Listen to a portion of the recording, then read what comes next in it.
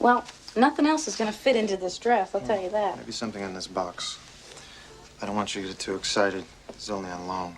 For that great scene, these actors put the improv in improvement. Welcome to WatchMojo.com, and today we're counting down our picks for another Top 10 Improvised Movie Moments. For this list, we've chosen movie scenes or lines that were ad-libbed or otherwise changed by an actor in the heat of the moment. Is that as good for you as it was for me? Number 10, show tune, The Warriors. Can you dig it? For the Coney Island confrontation between this film's rival gangs, director Walter Hill wanted David Patrick Kelly's character Luther to taunt the Warriors from his '55 Cadillac. And he gave him free rein to do it in any way he wanted.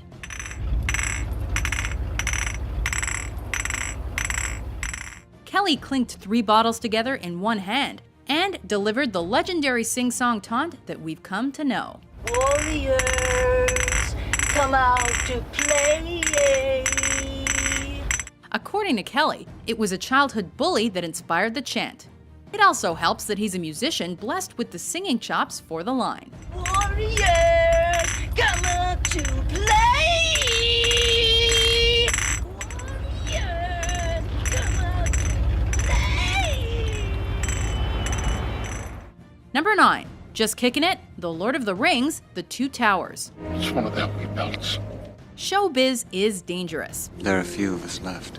During a particularly emotional scene in the adaptation of Tolkien's trilogy, Viggo Mortensen's character Aragorn breaks down when he comes to the realization that 2 of his Hobbit friends might be dead, and he expresses himself by kicking a nearby helmet. We failed them.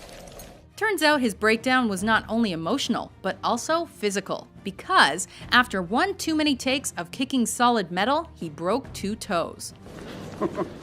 The shot chosen for the final cut of the film was the toe breaker, because you can't fake the intensity of the actor's excruciating pain.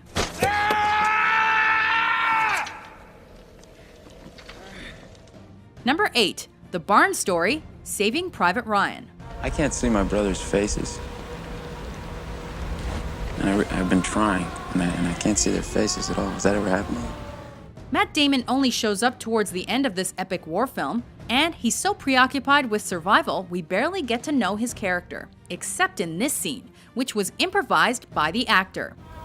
This one night, 2 of my brothers came and woke me up in the middle of the night. And they said they had a surprise for me. So they took me to the barn up into the loft, and there was my oldest brother, Dan. As Ryan and Captain Miller quietly await more fighting, Private Ryan reminisces about his lost brothers with a spontaneous tale. He's working on this bra and he's trying to get it off, and all of a sudden John just screams out, "Danny, you're a young man, don't do it." Damon obviously thinks the story is as funny as we do, but once he realizes it's the last time his family was together, the scene takes on a bittersweet feel, made more impressive when you remember it was ad-libbed. That was it. That was Dan went off to basic the next day. That was the last night the 4 of us were together. That was 2 years ago.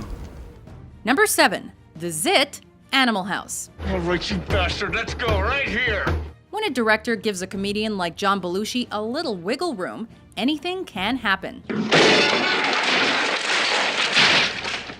But it's almost guaranteed to be funny. John Landis knew that when Bluto began dumping food onto his tray, something magical might occur. So he let the cameraman follow him for the rest of the scene. Everything Belushi did in the cafeteria was unscripted, and since the cast and crew weren't in on his joke or its disgusting punchline, I'm a zit. Get it? the reactions captured on film were real. It's classic Belushi and possibly the flick's most famous scene.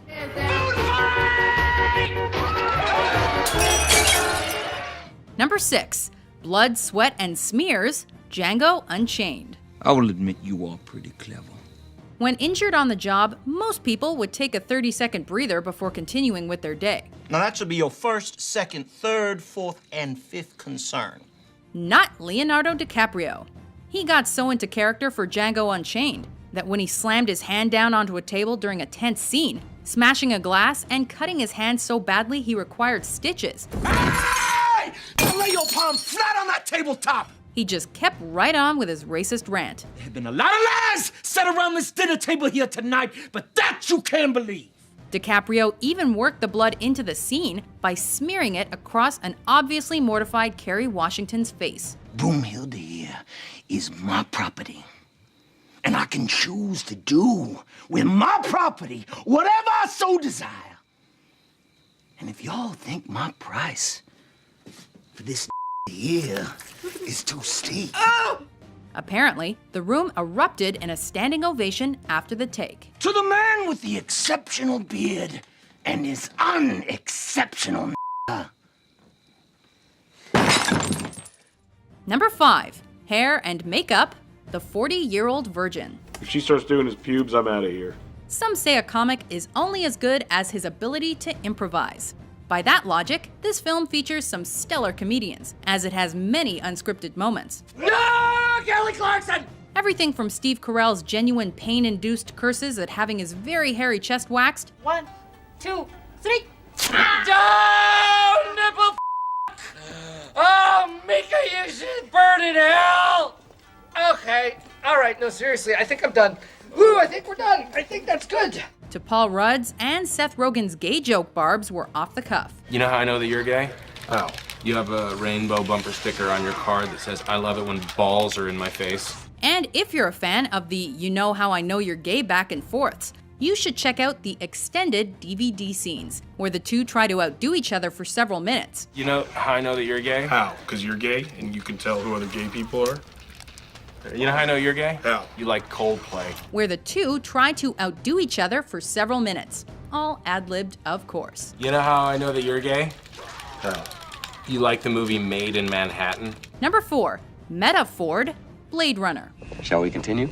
It's completely natural for actors to tweak their lines for a monologue, but rarely do they go beyond grammar or sentence structure to resonate this much with the character and audience. Quite an experience to live in fear, isn't it?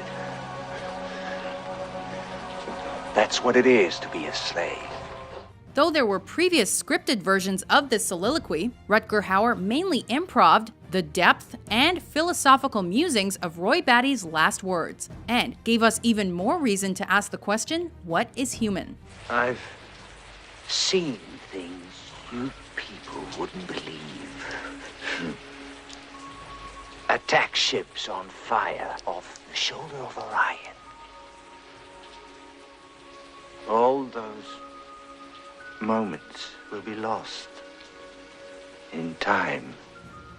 It might sound a little cheesy on paper, but it isn't when it's delivered as a replicant leader's dramatic final epiphany. Time to die.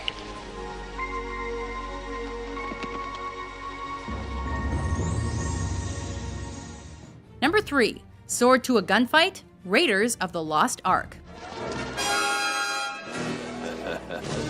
Actors aren't immune to travel troubles, and even a tough guy like Harrison Ford submitted to dysentery while filming Raiders in Tunisia.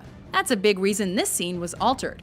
Originally, Indy was supposed to engage the show-offy swordsman in a choreographed sword fight where the adventurous archaeologist would disarm him with his whip. But Ford was sick and just wanted to shoot the guy. I ought to kill you right now. Though it wasn't improvised while cameras rolled, that move impacted the franchise in a big way, and the scene is one of the series' most iconic and hilarious moments.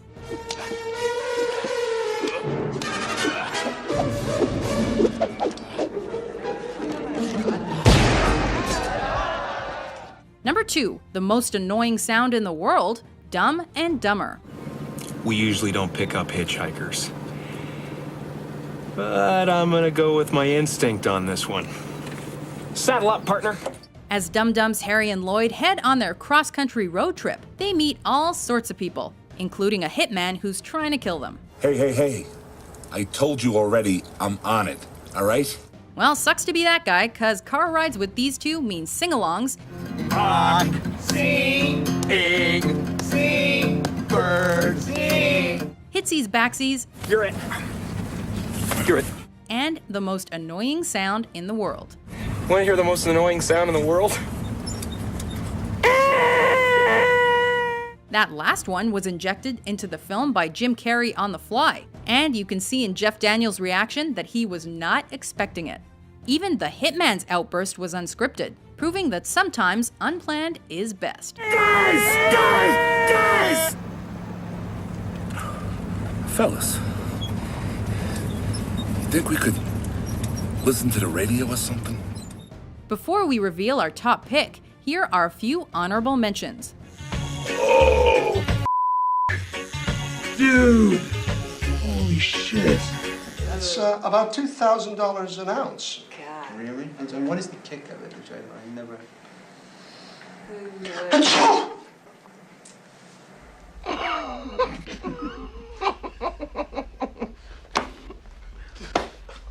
How many keys, you cocksucker? In English, please. Excuse me? In English. How many f***ing keys, you cocksucker? What the f***? I love you. I know. Hey, Malkovich, think fast! Number 1. Look Out, Bello, Tarzan the Ape Man. Tarzan, Jane, hurt me, boy, love it, Jane. This jungle-living ape man originated in a series of Edgar Rice Burroughs novels, where his signature sound was described as the victory cry of the bull ape.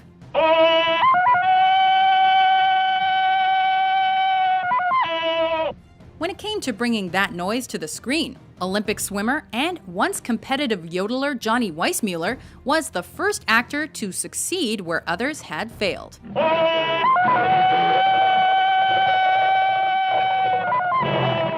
Tasked with inventing a call to summon his jungle crew, Weissmuller and apparently some Hollywood sound editing trickery combined to create one of the most celebrated, imitated, reused, and easily recognized sound bites in film history.